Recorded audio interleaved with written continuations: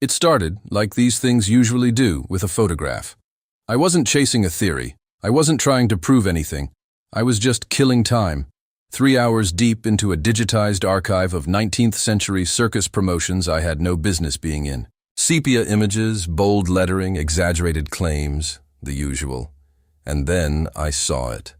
A cabinet card from around 1880. A traveling American exhibition. 2 men in top hats stood beside a third figure.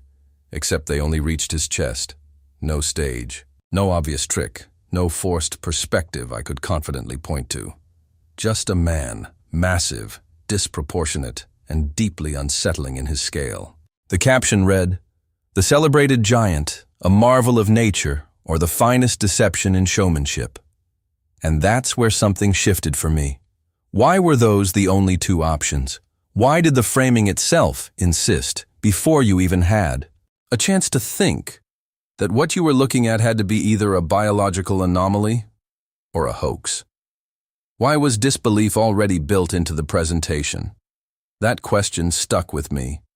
And once it did, everything else started to look different. Because the deeper I went, the clearer it became. This wasn't an isolated curiosity. It was a pattern.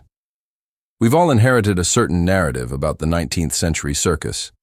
That it was a world of spectacle, exaggeration, illusion. A place where truth didn't really matter because entertainment did. And sure, that's not entirely wrong, but here's what that narrative quietly accomplishes. It creates a filter. Anything placed inside the circus becomes automatically suspect. Not examined seriously, not documented rigorously, just absorbed into the category of performance. Trickery, illusion, case closed. The circus wasn't just entertainment, it was a containment zone for the unbelievable. So let me ask you something. If you had something real, something that didn't quite fit the official story of human history, something you couldn't completely hide, but couldn't fully explain either, where would you put it? You'd put it in the one place where no one would ever take it seriously. You'd put it in the circus, call it a wonder or a hoax. Let the audience choose. And they almost always would choose the hoax. Now look at the individuals themselves. Not myths, not legends. Real people, advertised, toured, documented across North America and Europe from the mid-1800s into the early 1900s. Names like Captain Martin Van Buren Bates, Angus McAskill, Chang Yu-sing, Ella Ewing, dozens more. From Kentucky to China, from Sweden to the Ottoman Empire. Different cultures, different languages, same presentation. Each one labeled with vague origins. The Arabian giant, the Chinese giant. Identities that feel more like marketing categories than actual biographies. And when you try to trace them back, that's where things get thin. In an era that was becoming increasingly bureaucratic, where census records, birth documents, parish registries were expanding, you'd expect detailed paper trails. But for many of these individuals, those trails fade or disappear entirely. Why? Then there's the height. Most recorded giants cluster in a narrow range, just under or slightly over 8 feet tall. The official explanation? Medical conditions, gigantism, hormonal disorders. And sure, that explains some cases. But then you step outside the circus record, into the newspapers. Across the 1800s, reports surface from the United States, Ireland, Turkey, Peru, descriptions of excavated human remains measuring 9, 10, even 12 feet tall. Today, those reports are dismissed. Sensationalism, unreliable journalism. But here's the contradiction. We trust those same newspapers when they document elections, laws, and historical events. We only dismiss them when they describe something that doesn't fit our expectations. So the question becomes, are the sources unreliable or just inconvenient? And then there's the global consistency. This isn't just an American phenomenon tied to P.T. Barnum and his influence. Similar exhibitions, with nearly identical framing, appear across Europe, Russia, India, China, Africa, South America at the same time. No shared media networks, no instant communication. And yet, the same message repeats everywhere. This is either a natural abnormality or a clever trick.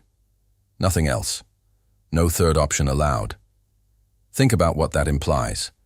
Because either this was an extraordinary coincidence, a spontaneous global alignment of interpretation across competing cultures, or there was a shared unspoken agreement about how these bodies should be understood, or misunderstood. Now, here's where things get more controversial. There's a growing group of independent researchers, outside academic institutions, who point to something called Tartaria, a term that appears on maps from the 16th to early 19th centuries, describing vast regions that later seem to vanish from mainstream historical focus. Some believe it was more than a geographic label. They argue it was the remnant of an older civilization, one that operated on a different scale. And when you look at certain architectural features from that era, massive doorways, towering ceilings, oversized infrastructure, the question naturally arises, who were these spaces built for? Were they just expressions of ambition? Or something else? I'm not telling you what to believe. I'm asking whether the conventional explanation fully satisfies you. Because when you place that question next to the circus record, something strange happens.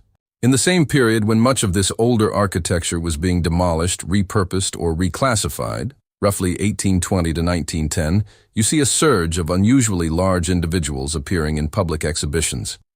And almost immediately, they are reframed. Not as representatives of a people, not as remnants of a past, but as curiosities, freaks, or frauds. And then they disappear. Not just from the stage, but from the record. Some of them, quite literally, never left institutional custody. There are documented cases where these individuals died, and their bodies were retained, not returned to families, not buried, but kept, studied, displayed, stored, for decades, sometimes longer.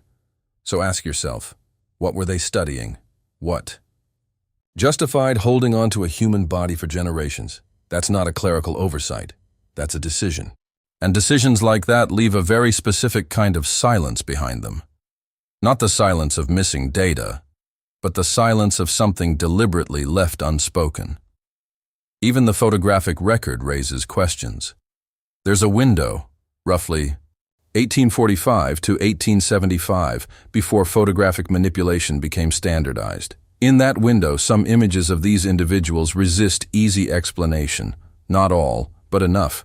Enough that if you remove the captions, if you ignore the framing, and just look at what's there, you're left with something that doesn't resolve cleanly as a trick.